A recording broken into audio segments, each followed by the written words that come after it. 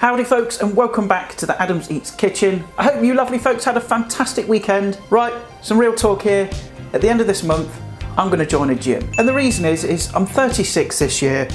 I'm fastly approaching 40 and I just can't carry on eating and drinking what I want and then just doing no exercise at all. So I thought I'm going to bite the bullet and join the gym and just see if I can just sort myself out a bit.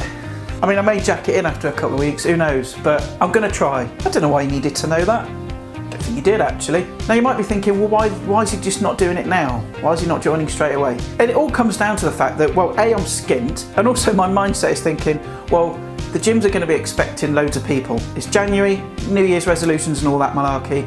You know, everyone's just going to be joining up and they're going to be thinking, oh, here's another one. Yeah, you won't stick it out for more than a couple of weeks. Just sign him up. So I thought, well, I'll leave it till February and it maybe kind of looks a bit better.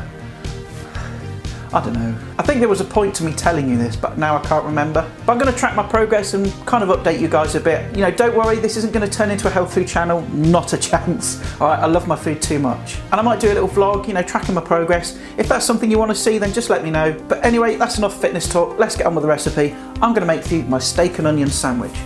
Well, actually, it doesn't say onion, does it? Hold on. Here we go. And what we're going to do is gently caramelise some onions with some balsamic vinegar and some sugar.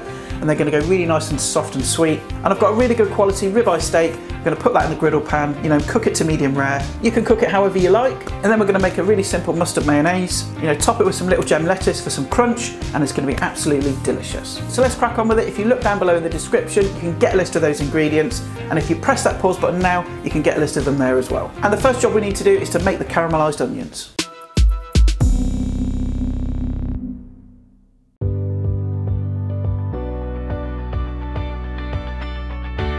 Right, okay, really simple then. We'll just get these onions out of the bag. I'm going to use a couple of medium-sized onions. Just get those out of the way. And then all we're going to do is just remove the skin. And once you've removed the skin, we're just going to take off the roots.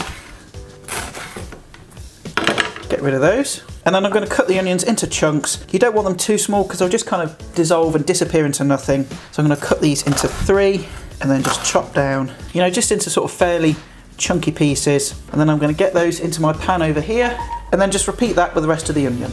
Okay, so once I've got my onions in the pan, I'm going to add a splash of olive oil, say about a tablespoon. Then I'm going to add a knob of butter.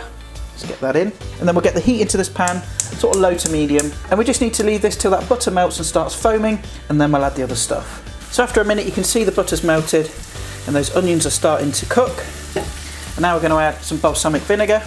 It's about 100 ml in there. And then I'm going to add a couple of tablespoons of soft brown sugar. Now they smell quite vinegary and harsh right now, but as it cooks they're going to mellow out and go nice and sweet. So all that's left to do now is to pop a lid on, and I'm going to cook those for about 30 minutes until they go nice and soft and sticky. Keep an eye on it. If it looks like it's sticking, then add a bit of water just to loosen it up. But I reckon in about 30 minutes they're going to be done. Right, so it's been about 30 minutes now. Let's have a look inside here. That's what you're looking for. You can see how jammy and kind of soft and caramelised those onions have gone. And those are done. All we need to do now is just turn off the heat, and I'm going to pop the lid back on. I'm going to stick that to one side whilst we get on and cook the steak. Right, so I've got my steak here, I've got my griddle pan on nice and hot. You really want to get the heat in there. It's also a good idea to open all your windows and doors so you don't get smoke all over the place. Now what I'm going to do is take a knife, and I've got a garlic clove here, and I'm just going to crush it, take off that paper and just sort of slice it in half, and then take one half and just rub the garlic clove all over the steak. And the reason I'm doing this is because, you know, I want that garlic flavour, but because we're cooking this steak on such a high heat, you know, if I was to put the garlic in the griddle pan with it, it's just going to burn and taste acrid. Flip it over, same with the other side, with the other half. Then I'm just going to lightly coat each side of the steak with some just neutral oil. I'm using vegetable, just on that side, rub it in. Always oil the steak, not the pan. Now I'm going to season it with some pepper. Be quite generous, dab it in a little bit. Same the other side. And that's it really, that's your steak seasoned. All we need to do now is to make sure this griddle pan is nice and hot before we put the steak in. Right, so as you can see, my griddle pan is leaping hot. Right, so that's ready. I'm going to go in with my steak. Now you can cook your steak however you like. I like mine medium rare, so that's going to take about 1.5 maybe 2 minutes each side. So I'm going to give about 1.5 minutes this side, and then we'll flip it over. Right, okay, so it's been just over a minute. Let's turn it over. Whoa, that's what you're looking for, those nice char marks. So again, I'm going to cook this for another 1.5 minutes this side, and then it's done.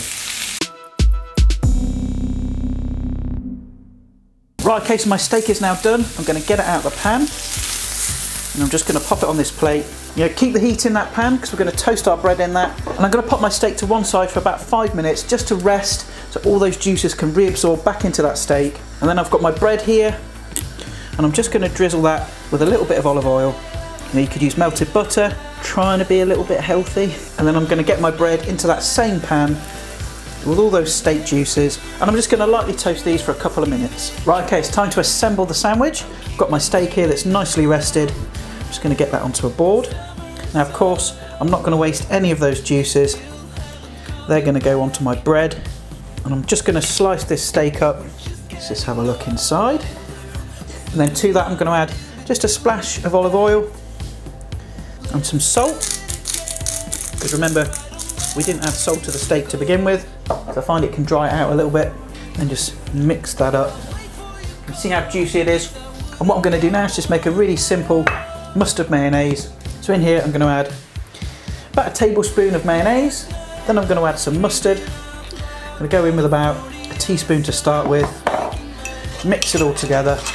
Now don't get me wrong, I love my English mustard, but by doing it this way, you're just taking it back a little bit. So it's not too harsh, not too aggressive. So now what I'm going to do is just smear some of this onto the base. And then for a bit of crunch, I've got some little gem lettuce leaves here. You know, we want that nice sort of texture going on in the sandwich. Then we're going to top it with that steak. Be really generous with it. And then for the top half, I'm just going to add some more of that mustard mayo, put it on top, and then just give it a good old press. And there we have it. That's my... Oh, wait. Nearly forgot. Caramelised onions. Hey, it's one of the most integral parts of the sandwich. I nearly forgot. Right, okay, so get some of your warmed caramelised onions. Just stuff some of those on top. Then put your top on and give it a press. Now it's finished. That's my steak and onion sandwich. I'm gonna go and take a picture of it, and then we'll get it in my face. Right then, let's get one of these in my face. All that nice steak in there. Really juicy, stuck in. Not quite sure how to tackle it, but we'll give it a go. Oh, man alive. That steak is so juicy. The first thing you get is that mustard, you know, that nice sort of gentle heat, because we let it down with that mayonnaise. That sweetness from the onions comes through really strong, but then you get that really deep savouriness from that steak. Can't really taste the lettuce, of course, because lettuce doesn't really taste of much, but it just adds a nice crunch. Now I've got some of those caramelised onions left over. Don't chuck them away, stick them in the fridge. They'll go great on a cheese sandwich. Well, that was delicious. I've got another one left, which I'm going to polish off after the video. And that's really it, guys. That's my steak and onion sandwich. Hope you like the recipe. Let me know in the comments what you think. And if you've got any suggestions of other things you want me to make, then leave that in the comments as well. And that about wraps up today's video, guys. So thanks for watching. Now, if you like what you see, then please drop a like down below. And of course, share it across your social media platforms. And if you'd like to keep up to date with all my videos, then please subscribe. And also, just next to the button, there's a little bell icon. If you click that, you'll get notified every time I upload. And I'll see your lovely faces next time for more tasty fun and frolics. And bye for now.